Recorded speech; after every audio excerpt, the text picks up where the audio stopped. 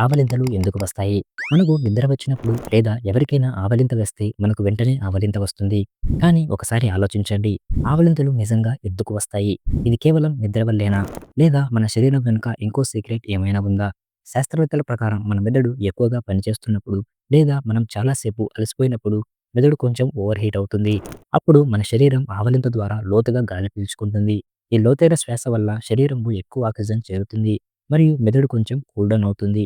అందుకే మనకు అలసటగా ఉన్నప్పుడు లేదా నిద్రగా ఉన్నప్పుడు ఆవలింతలు ఎక్కువగా వస్తాయి. కానీ ఇంకో విచిత్రమైన విషయం ఉంది. ఎవరైనా మన ముందు ఆవలింత వేస్తే మనకు కూడా వెంటనే ఆవలింత వస్తుంది. ఇది ఎందుకు జరుగుతుంది? మన మెదడులో ఉన్న మిర్రర్ న్యూరాన్స్ అనే వ్యవస్థ వల్ల ఇవి ఇతరుల యాక్షన్స్‌ని మన మెదడులో కాపీ చేయించేలా చేస్తాయి. అందుకే ఎవరైనా ఆవలింత వేస్తే మన మెదడు కూడా అదే యాక్షన్ ఇమిటేట్ చేస్తుంది.